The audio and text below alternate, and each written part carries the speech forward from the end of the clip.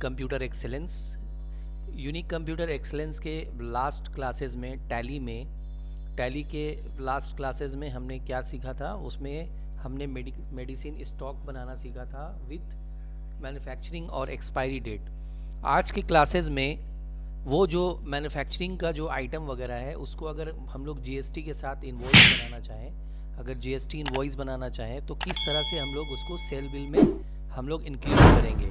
तो उसके लिए सबसे पहले हम लोग यहाँ से स्टार्ट कर लेते हैं, कंपनी बना लेते हैं। कंपनी यहाँ पे जिस नाम से भी बनाना है यहाँ पे एक कंपनी बना लेते हैं।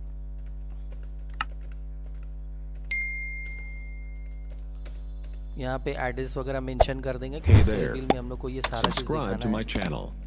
And also press this bell icon.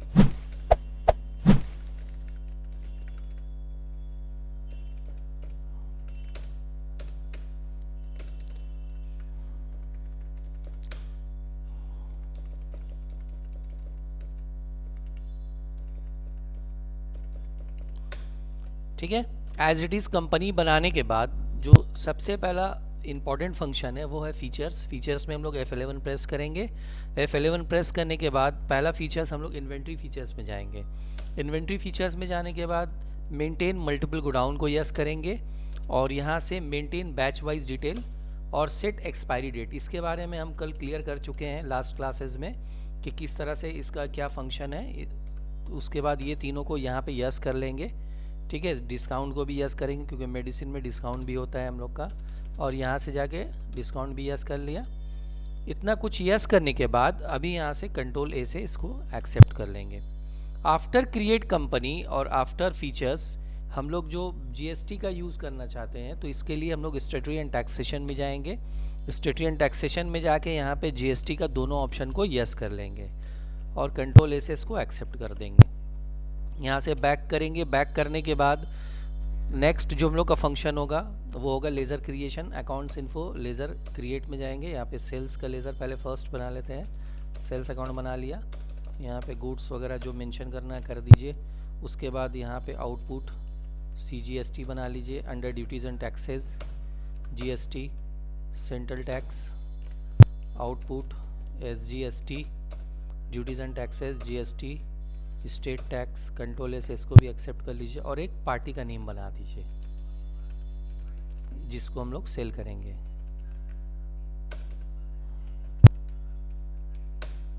ठीक है, अब ये पार्टी का अगर डिटेल्स अगर यहाँ पे देना है तो यहाँ पे पार्टी का डिटेल्स भी हम लोग दे सकते हैं। पार्टी का एड्रेस वगैरह जो भी है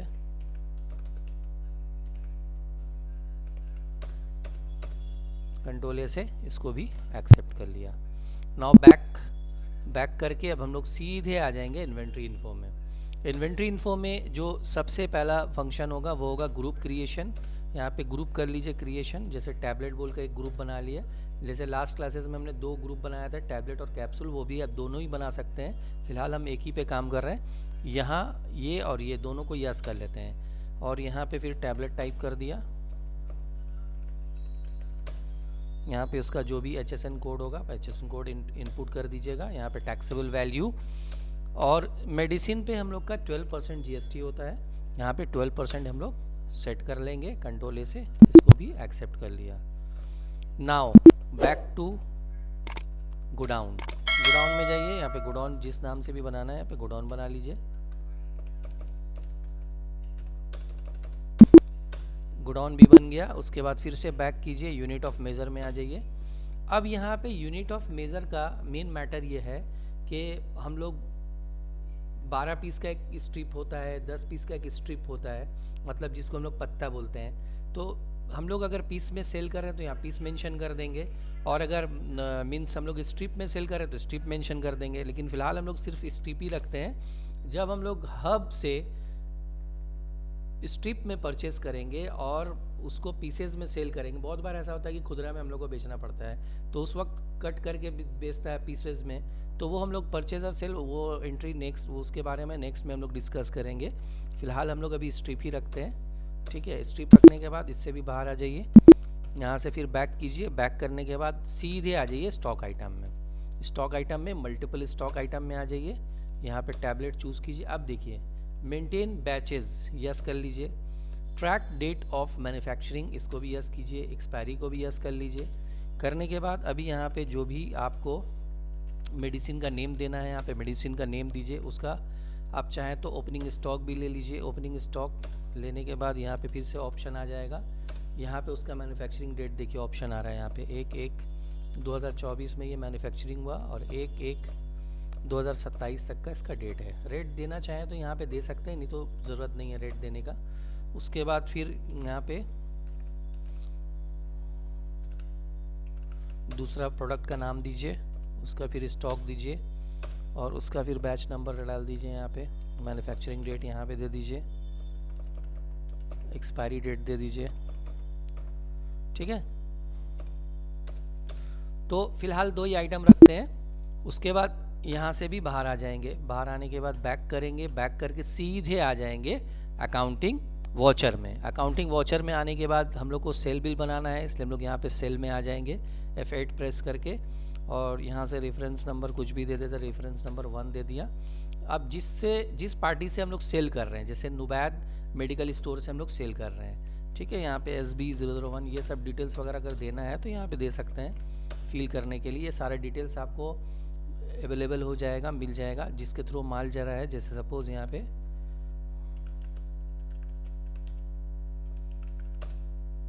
डेस्टिनेशन कहाँ जाएगा, ये लॉरी नंबर, कार नंबर, ये सब आपको सारा कुछ मिल जाएगा डिटेल्स, जस्ट इनपुट करना है। अब ये mode of terms of payment cash में हो रहा है कि बैंक से हो रहा है, तो यहाँ पे जो भी होगा यहाँ पे मेंशन कर दीजिएगा। अदर रेफरेंस मतलब जिसके रेफरेंस से ये माल सेल हो रहा है, यहाँ पे B/E दे दीजिए, बिल ऑफ एक्सचेंज। और टर्म्स ऑफ डिलीवरी जैसे सपोज 50% एडवांस में ये हो रहा है, ठीक है, या 50% एडवांस दे दीजिए। और यहाँ पे पार्टी का नाम जो है वही रहने दीजिए, इसमें कोई चेंजेस करना नहीं है, यहाँ पे सेम रहेगा। अच्छा, ये ऑप्शन जो अगर सेपरेट कंजाइनी आपको चाहिए तो ठीक है, अगर नहीं चाहिए तो यहाँ पे हम लोग सेपरेट कंजाइनी को हटा सकते हैं, इससे कोई प्रॉब्लम नहीं है, कंट्रोल से इसको एक्सेप्ट कर लेंगे। यहाँ पे नेम ऑफ आइटम जैसे सपोज डिस्प्रिन जो है किस गोडाउन से सेल हो रहा है, गार्डन रीच गोडाउन से सेल हो रहा है। देखिए ये बैच नंबर जो होता है, ये सब जगह पे फंक्शन यूज़ होता है बैच नंबर का।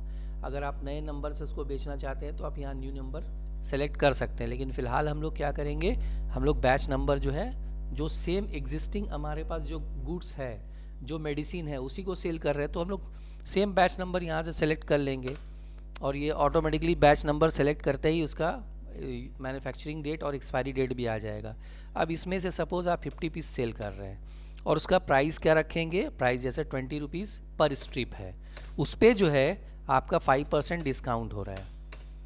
ठीक है, नेक्स्ट आइटम आपका है पैरासीटामोल जो है ये भी गार्डन रीच गोडाउन से सेल हो रहा है और इसका मैन्युफैक्चरिंग डेट और एक्सपायरी डेट आ गया। इसमें से आप 100 पीस सेल कर रहे हैं। अब इस 100 पीस जो सेल कर रहे हैं पर स्ट्रिप का क्या प्राइस है, पर स्ट्रिप का प्राइस सपोज आपका 100 रुपीज़ है, तो यहाँ आ गया, इस पे जो है आप 10% डिस्काउंट दे रहे हैं। ये सारा कुछ मेंशन करने के बाद अब सीधे आ जाइए यहाँ पे आउटपुट CGST और आउटपुट SGST। ठीक है, अभी यहाँ पे एक चीज़ नोटिस कीजिए कि जिस वक्त हम लोग बिल बना रहे हैं, जब हम लोग का ये करेंटली बिल में हम लोग अवेलेबल है, जब हम लोग रेडी कर रहे हैं, तो यहाँ पे ना तो कोई एक्सपायरी डेट और ना मैन्युफैक्चरिंग डेट दिखा रहा है, ना तो बैच नंबर दिखा रहा है।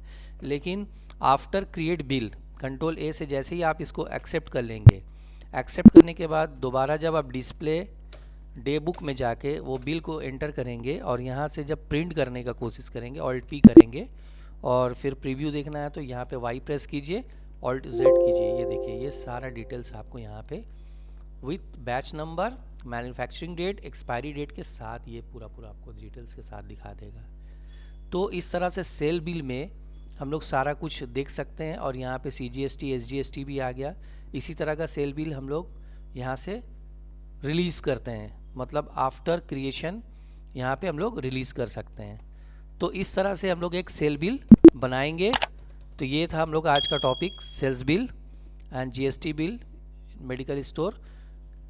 That's all. Have a nice day. Take care.